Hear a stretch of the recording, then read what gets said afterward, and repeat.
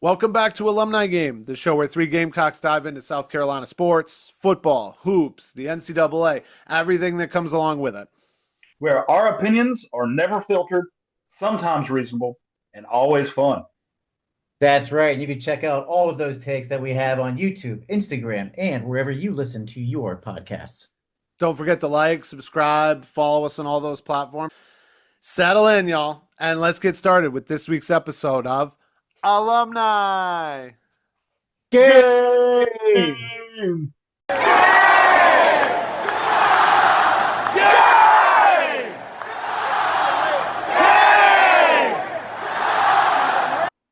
All right, so the tight ends, the unsung heroes of a great offense. Like I always think about things that show highlights, your top 10 ESPN top 10 plays. You'll get your quarterback, your third and 16, Lenoris at Clemson. You get some deep ball, one-handed catches from your wide receivers. You get a one-cut explosive up the middle for a 40-yard gain from your running backs.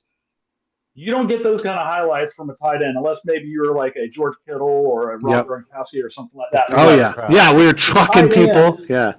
I think the tight ends is a vital position for the offense, and I think having great tight ends means that you have a great offense and you're moving up and down the field and you're able to score, especially in the most important part of the field, the red zone, which we were not that great in last year.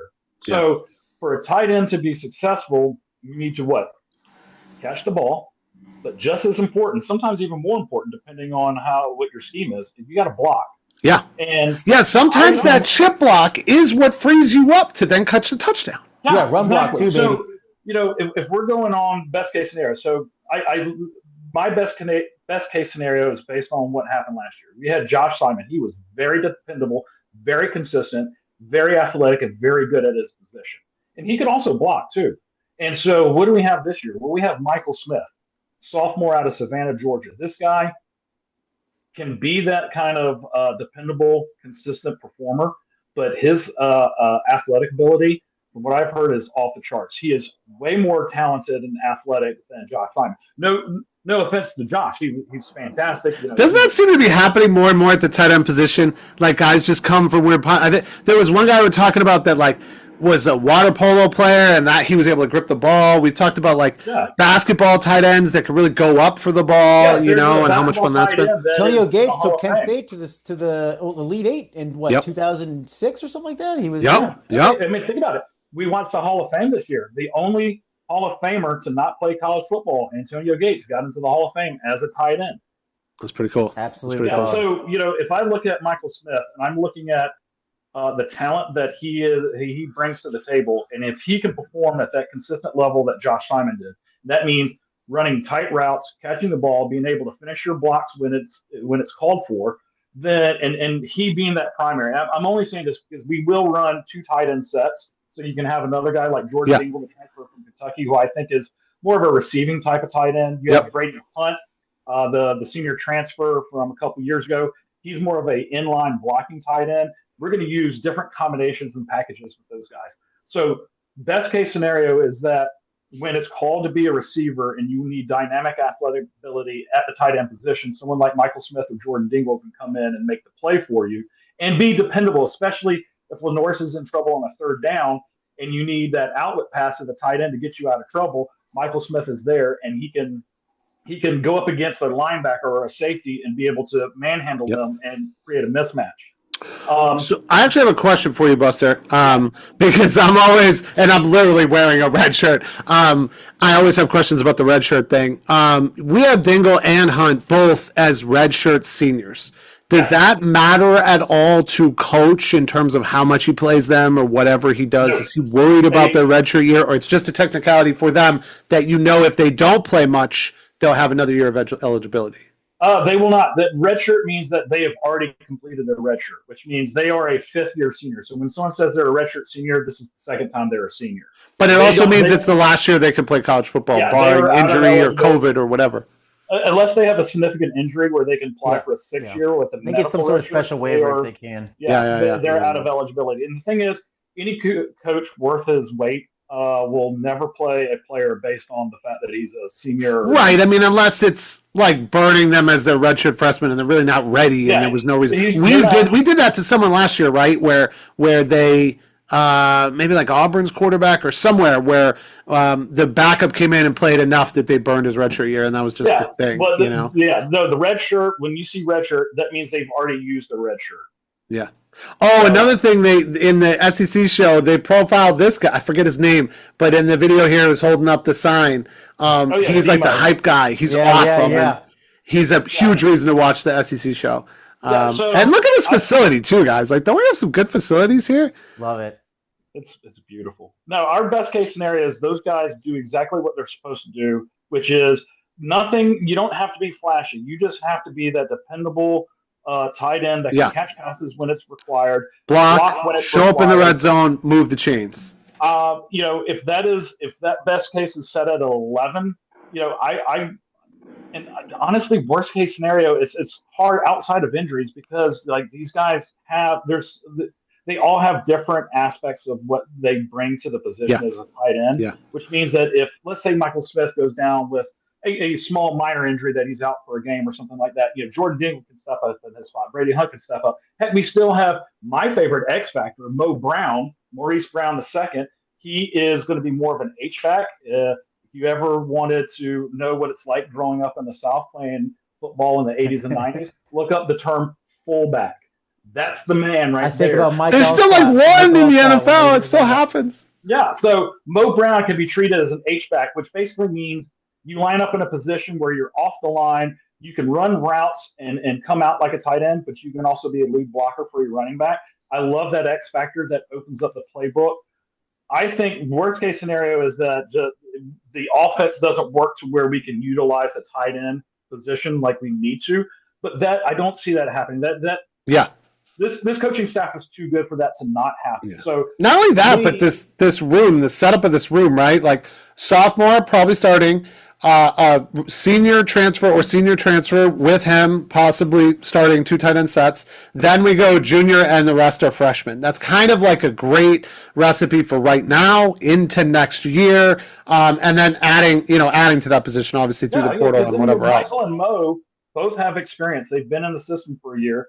Jordan and Brady have been in college football for quite some time because they're redshirt seniors, which means they've been in the in college football, and Jordan Dingle in the SEC for at least 4 years, up to 5. So there's plenty to look forward to this position that does not allow a lot of drop off. So I'm not really worried about the worst case scenario. So I'm going to put this. I'm actually putting this at a 10.5. Not saying that this is going to explode off the paper as far as like next. But in terms of hitting its best, which is what, in terms of hitting that expectation of what we want out of that room to be as effective and as efficient as possible on offense, I'm going like 10.5. Yeah, I'm pretty much there with you. I think an X factor for me is like I love the makeup of this room in terms of where they're all at. I also love some of the names here. You know what I mean? Like Mike Smith just sounds like a guy on the street who could just kick your ass. This is the most John Doe name of all time. Brady Hunt, 2 big names in football still. Tom Brady, Kareem Hunt. Mo, just any guy named Mo is a friend of mine. Let alone Mo Brown II. MB2 is right there for the taking. And then Reno Rome coming in. It sounded like a bad guy, like the heel in the WWE. Oh shit, it's Reno Rome coming in to take the title at the last minute. Like, I love this room. I feel like this room is having fun. You know what? And if it is a tight end by committee, that's a really good voice. I should do that more. Yeah, brother. But I just feel like this is a room that's going to have fun. They got a great guy throwing them passes. As long as they can hit those blocks and the way the scheme is, and they listen to coach and they listen to their new OC, it's them there for the taking. And I feel like as their domino is they got to help the O-line. They got to act like linemen sometimes. I kind of love when a big-ass tight end gets going because it feels like a lineman caught a pass. That guy could have been a lineman, but he had hands or he had a little more of a brain to block, and then they will directly affect the running game. They aren't blocking well, the run's going to suffer, and Stellers is going to suffer, and then he's got to do more, and they got to catch more passes, and then maybe Dingle's in there more. But I think going to the other end, I'm kind of hitting what the worst case could do. I think worst case is not too low. It's still more like a 5 or a 6. and it's going to basically be if there are problems at running back or wide receiver or quarterback, and they're not able to block, and then they aren't able to boost some of the things we've talked about with like RPO and stuff like that. Some of the schemes that coach wants to run but necessarily hasn't a lot up until now because they need those to understand those concepts. Sam, you got anything to add? Listen, you I know I guys. kind of went deep. No, you guys hit the nail on the head. I don't have too much to add. I was cutting up. By the way, we did do a breakdown on Michael Smith that you can Yes, see. we It's did. Gamecock of the week, brother. one of our new Gamecocks of the week we did earlier this year. You can see that video right up here, or click it down the link down there. Look, I was chopping up a lot of Michael Smith footage over the last week or two. We're pumping out a few social media posts. There was a game that I think it was him versus David Busey's team, and it was basically the Michael Smith. I think it was Busey. I can't remember if it was Busey or Cutter Woods. We were cutting up a few different. Oh yeah. And they were just going back and forth, man. It was fun to watch that game from a couple of years ago. They were going back and forth. The two of them were just kind of running the show. Physically, Michael Smith is the guy. Like he's a mismatch. In terms of this, right? You guys nailed it. I don't have anything to add other than this. Best case, worst case. I think the best case is a collective. And collectively, they get the job done every game. They're not going to. They're not going to. No one's going to match. I don't think anyone's going to match Josh Simon's numbers: 40 catches, 520 yards, 7 touchdowns. I don't think anyone's going to do that. A lot of that came at the beginning of the year too, as Sellers got more comfortable with guys like Nick Harbor later. Yeah. I think as the wide receivers grow, you don't need the tight ends as much. Yeah. You get the sense Nick Harbor is going to be the guy at the beginning of the year, and then you got some other guys like maybe Michael Smith then becomes in at the goal line at the end of the year. I think that's his individual best case scenario. Worst case, he starts slow, doesn't get a lot of numbers. I think physically he's going to be a big target. Best case, he starts fast, right? Like I think by the end of the year he'll find his groove. Him and Sellers will find a nice groove in the end zone. Dingle. I know, it's great. Dingle and I love the comparison. I love the H-back reference you made, Buster, for MB too. He's almost like a Chris Cooley if you think about the old Redskins. You said MB too. Listen, worst case scenario and best case scenario for me is almost. I mean, the ceiling isn't high. It's close. High this season, but the floor is really, really high. Yeah, you have like a target range. Anywhere from like a 6 to an 8 here, I'm fine with. I think that's what you can kind of expect from this group. Yeah, it feels like one of the more stable things here. Very stable. And speaking of stable, I think we have a stable of guys, but jumping into this O-line and maybe the glue that keeps this whole thing together, that does move the chains, that protects Sellers, that gets the running game going, that opens up these tight ends and these wide receivers. We lost some. We got some names here I don't know too well, but I don't see a lot of rookies, which I like. I see some guys that I know are very comfortable with Sellers, and a couple of names that I feel like could pop, and guys that we've talked about. And then just because we're plugging every other episode, Sam was talking about the beginning of the season. You can see that our beginning of season breakdown with those games and kind of how we think things could go, and basically how the beginning of the season should lead into the rest of the season, where we really get into the meat of our schedule with teams like Alabama. Being able to ease in with Virginia Tech, Vandy, SC State. Missouri. Yeah, Missouri. And then, by Missouri, really getting into it. So I feel like this O-line also has some time early in the season. Nick Harbor is hitting. The tight ends are doing their job. Faison is in there. This O-line has a little bit of breath to come together and gel as a unit, and maybe not having different starters every week. Last year, we saw a lot of freshmen coming in and getting starts early. That might not be the case this year, right? Right, Buster? Actually, you think? Not so fast. Not so fast. All right. So, this best case, worst case thing is based on what I'm going to put out as, and this is nothing from the program. This is not official. Shane Bieber didn't call me and tell me this. This is based on the stuff that I'm learning from the message boards, people talking to us about what they've seen at summer workouts, fall camp, et cetera, et cetera. This is what we call the projected 2 deep. Okay, so again, it's not for real, but this will, to me, in my opinion, this is what we will see next Sunday in Atlanta versus Virginia Tech. So we got right tackle Tree Babalade. Tree Babalade was our left tackle his freshman year a couple years ago. Did really well coming in as a freshman and starting as a freshman.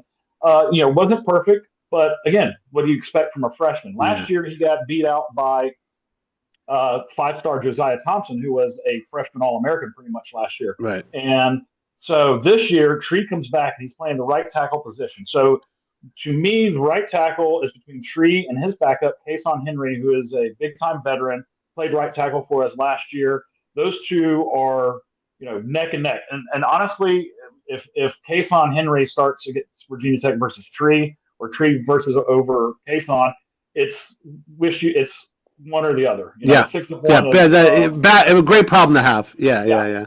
So, and I mean, if you can live up to your name as an offensive lineman and your name Tree, then you're doing okay. I think you're doing okay. Yeah. So we're going with right tackle Tree and Kason. Right guard, you got Trovon, Bo, and then most likely Marquis Anderson, who's been in the program for a couple years, taking a red shirt. Center, you got Bose Stanley. He is the transfer, and I cannot remember the school. It's somewhere in the Midwest. I want to say it was like Indiana or something. I got to throw this in. Great video here, Sam. This is great. Oh, yeah. I'm assuming there's a name for this drill that I don't know. Punching the pad. Punching the pad drill. That stretch they're doing with their legs feels like something specific, too. And actually, this is the D-line. This video is the D-line. Oh, look at that. What the fuck do I know? So that's Travian Robertson, former Gamecock defensive lineman. Hey, we got to tease into the defense for the next one anyways. All right, so here's where this comes into play. At left guard, true freshman, Shedrick Surratt. Surratt, Shedrick, whatever we want to call him. He's a true freshman. He was a big-time recruit from what I remember. There was a lot of talk about him committing to us. He didn't have the five-star kind of stuff, but it was one of those, diamonds in the rough, needle in the haystack, underrated gems of the class. Yeah. And I feel like Coach is good at coaching those up, at squeezing it out of them, and motivating. Coach is amazing at finding them and then being able to develop and coach them up. And right now, you could have him starting at left guard. And that is a wonderful thing, that the fact that they have that much confidence in a freshman. And apparently he's incredibly strong and powerful. So that also helps. He's backed up by Nick Sharp. He was a transfer. I sent you guys a text message. There was a picture of Nick Sharp from one of the practices that his thighs were the size of a red oak. Like he was massive. So, some about guys looking at other guys' thighs. Like, I don't know. I'm saying, when you look at big horses like that, you got to appreciate their size and their power. So go to Popeyes, get that chicken, Rounding it out, it's at left tackle, our five-star prodigy, Josiah Thompson. He has bulked up. He's 6'5", over 300. He looks to take what he got from last year, and from what I've heard, he's definitely gotten a lot better. So why I'm saying that is best case scenario is those guys play together from game 1 to game 12 with occasional backups coming in for a spell, you get a breather, et cetera, et cetera. If you have a minor injury, here's the other important thing. You have depth. All those guys that I talked about that could potentially be starting, look at the guys behind them. All of those guys can definitely play. Yeah. I think what makes this a best case scenario is that not only that your starters play well and play together in the entire season and improve the entire season. Yeah. But if there is any time that you need a breather or a minor injury where a guy's out for a half a quarter, period, game, whatever, the guy behind him can come in and there's no significant drop off. That's best case scenario. That's what you need out of the O-line. We can talk about the O-line is imperative for them to produce and do and execute so that the quarterback can throw to his wide receivers, the running back has room to run, tight ends can get open and catch the ball. All that is predicated on a good offensive line block. But a good offensive line that blocks is one that is on the field consistently. And if there's a backup that comes in, there's no drop off. Best case scenario, that happens. I'm giving it about a 8 or a 9. I would go higher because I love the talent. But our history as Gamecocks, we've never had a strong offensive line.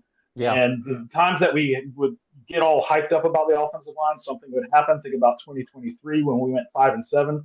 The entire offensive line was decimated to where they were having defensive walk-ons having to come over and run the scout team. I'm going to go not so fast, my friends, and I'm going to throw out there that we are ranked number 13 this year, and I don't want to hear any of that shit because that's not the way things are going down this year. But I'm gonna jump in and I'm gonna say I'm a little more on the best case here. I think by the time we get into season, it's the hunt for Red October, and we're throwing depth charges. We got so much fucking depth that we want to rotate these guys, that we can, give some of these guys, not necessarily breathers, but don't work them so hard so that when we get into the depth of our schedule in that Red October, we are ready for that. I don't want to overlook anybody. We talk about that in our schedule episode. I don't want to just look at Missouri and forget everything else, but I want to tune up. I want to be tuning up into the season, so we can really go hard and go to war, and I think getting deep here is good. And again, God, we have guys with such great football names here. Jadavius Shivers, giving them the shivers. Marquis, his name in lights. Like, there's some fucking good shit here. So I want a lot of these guys to play because these are great names. Blake Franks, he's selling hot dogs. He can easily sell hot dogs. Blake Franks. There's NIL money in hot dogs. Come on. Sam, you got anything so, You want to throw a number on it? You talking to me? So I think Buster's obviously the expert here, and Mike's got the wonderful names. There's one thing that's been kind of like intriguing me though, is like obviously we've seen a lot of the big name pass edge rushers. I honestly don't think edge rushers are going to be any type of disruption against Lenore Sellers this year, simply because he's too big and he's too fast. So I'm really intrigued by the interior offensive lineman at the guard position and the depth that we have there. One guy that I'm hoping he comes back from, because I think he had surgery. I can't remember if it was this year, but he was injured his freshman year. You just named him, Mike. Marquis Anderson from beautiful Roebuck, right down the street. Yeah, his name in lights. Two-time SEC. Excuse me. I think he was an academic All-American. SEC A-list superstar. All-academic. Big guy. I think he led the team to like 9 or 10 wins in the playoffs at Dorman High School. Really intrigued to see how he bounced back. He played in, I think, almost every game last year. Played a lot of games against Akron. I really want to see how he's able to come in and basically in second and third quarter, fourth quarter, spell some interior offensive linemen, how he does against the big boys, specifically like against teams like LSU, against teams like Alabama. I'm really intrigued. That are deep. Yeah. Yeah, they're deep. They're going to have great edge rushers. We're not going to, so the guys in the edge and the tackles, I'm not too, they'll have tight ends shipping. I'm not too worried about that. I think obviously Lenore Sellers is a big body. He's fast though. I don't think there's going to be like a lot of sacks. I'm really intrigued by the interior offensive linemen, if they can create enough holes, create enough space, wear the big defensive lineman down on the other side, especially in the SEC, and create some running rooms for Attaway and for Faison. Yeah, that's what they got to do. Yeah, I mean, I'm with you though. I also think so if they don't do that well there in the interior offensive line, I think that's the worst case scenario. Yeah. Best case scenario. Yeah, that they fail the running game basically. Yeah. Yeah. Yeah.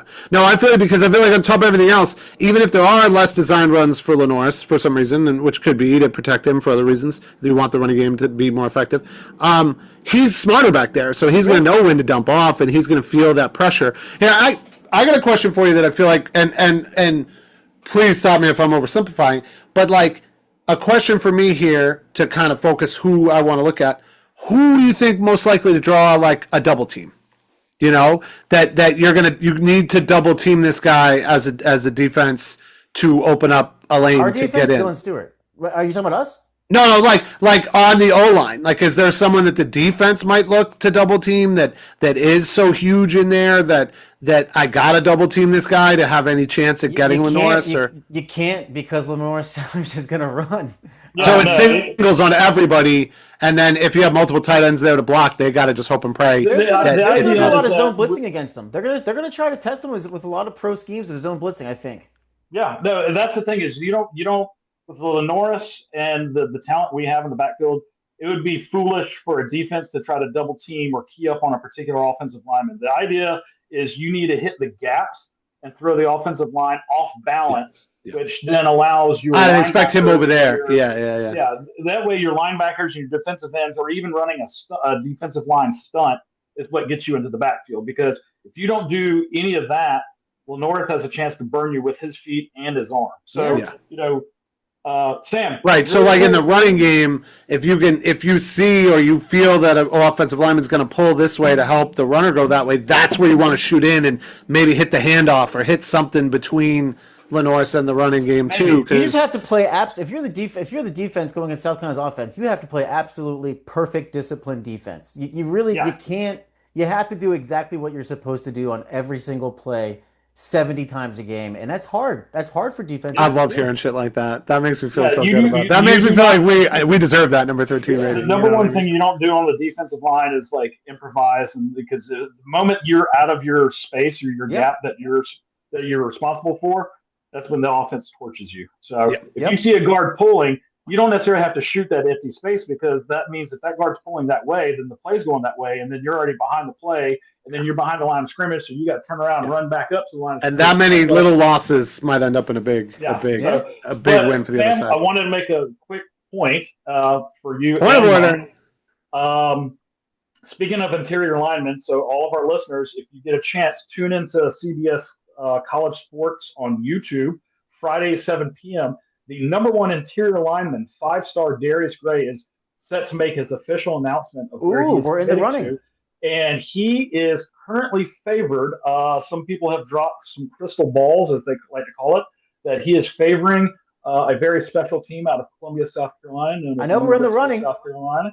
So Ah. he's 6'3", 285. He's out of St. Christopher School in Richmond. Yep. So right up your way, Sam. Richmond, Hey, VA. man. Sean Murphy came from right down the road where I'm at now. I'm back in Northern Virginia near Manassas. He's right down. He came from right Yeah. down the Very road. So, good. man, that's a Very great pool, good. Buster. I'm going to check out. I forgot That's cool. that That's he's cool. making that announcement So tonight. I So, figured everyone checked it out. If you were talking about the importance of the interior offensive line, and I definitely agree with you. I love the idea. Like, yes, we love our tackles and pass pro, especially when you got a good left tackle that's watching your quarterback's back. But to me, where the plays happen, whether it's a run play, remember the frontal pass to Rocket Yep. for the game winner in Missouri. That's because that interior line decided to nail down their blocks and executed it perfectly. Yep. So interior offensive line is very important. You can't make mistakes at that point. That's where execution is very important.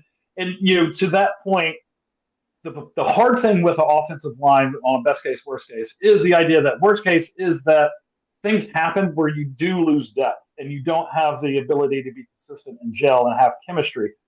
Usually that is injuries, like outside of just someone just not being as good as we thought they were. That obviously we are who we thought we were. Yeah, that's more of a bad coaching decision and not doing your pin that on the evaluation. coaches. Yeah. So I don't look at a worst case scenario with the offensive line because we obviously know what would create. Look, I will, because that's what our listeners are tuning in for. But I would just say that for me, it's a combination of not good execution, kind of like you were saying. Yeah. Penalties. We've seen that with this team. Just point. drives just die. Yeah. They just die for stupid reasons because you didn't know the cadence. Because I don't know, Lenoris is operating at a high level and you're not. Subbing was a thing in one game, wasn't it? In the bowl game, in the Illinois game, all that fucking bullshit about subbing and how much we hated those Fighting Illini for like what the hell was going on over there with that coach. But just get in our head, I think. The O-line not having enough confidence to just go out there, play their game, execute, get their quarterback what he needs. More importantly, we need them for the running game, so we're really asking them for something. A little bit. That was on Beamer too. He's got to stay cool about that. Oh yeah, no, for sure. Yeah, no, that I shouldn't have really brought it up because that sucked. And we hate every orange. You're absolutely right. You're absolutely right about that. But Beamer's got to be smarter about that. Yeah, he's got to be smarter. We knew that coming out of it, and he even admitted it. I got to be smarter. Mike, you make a great point with the worst case because, everybody looks at inconsistencies, but you make a great point. Mental mistakes are costly. We beat ourselves. If you got as a squad every year, it feels like we beat ourselves. If you got a 3rd down and 5, and you go and get the 1st down, but then all of a sudden the whistle blows because there was a false start or there was a holding. Everyone executed except that guy who done fucked up over there. It's a drive killer. That is definitely a thing. But away from the play a lot of times. I'm hoping that with the addition of the guys that we got, the talent level that we have, and I think with a good, like you said, like a good culture, a good system that we have, those things are minimized to the point that I think meet your expectations. So on a best case, worst case, I'm going to go, I'm still 7 or 8 because, again, we are at the show me stage with our offensive line. We've been that way. That's Carolina football for the last 10 years. So we're going to go 7 or 8 on a scale of 1 to 11. I would like for them to show me that they're a 9 or a 10. Yeah, I'd like that too. But I think 7 or 8 still gets it done. 7 or 8 still, if other things are executing, still gets us potentially to that playoff, I think.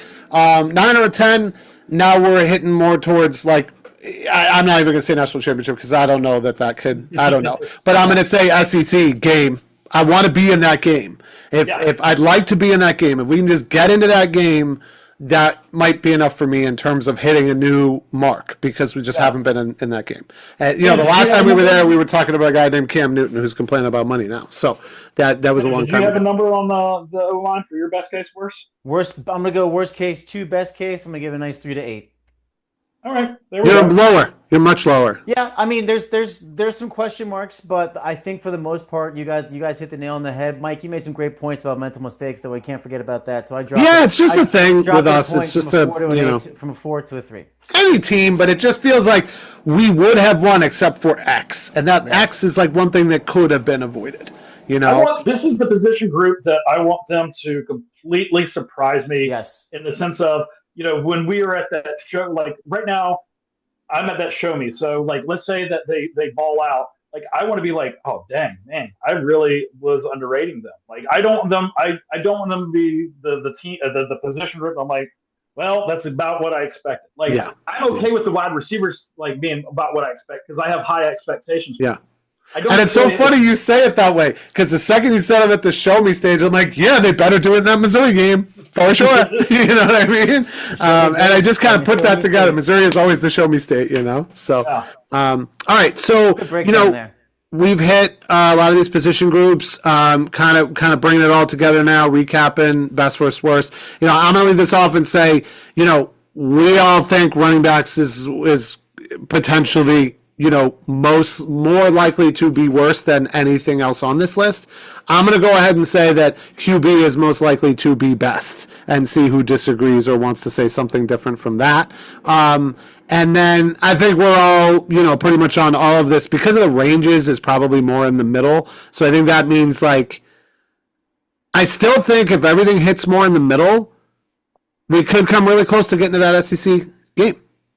Yeah, I think if we hit more in the middle, we aren't necessarily winning a playoff game. But if we could just get to that SEC game and then flirt with a playoff game, I'm kind of okay with that. Almost the same as last year, but just do a little bit better in the SEC specifically. I'll say this. I think you're wrong with the running back room. I think the running back room, will be amazing if Rasul is able to play. Right, that's what I mean. There's still that big decision, But if he doesn't play, I don't think the drop off there is going to be detrimental to the offense to where it will change the whole landscape of the offense. And I want to come to your side. I want to drink that Kool-Aid for sure. Right now, my best position group is the wide receivers. I think there's just so much talent there that I 100% agree with you. They could be most improved. They could definitely be better than they were last year, for sure. So I would say the best, to me, the best position group for wide receivers, the one that is required for us to have a good offense is the offensive line.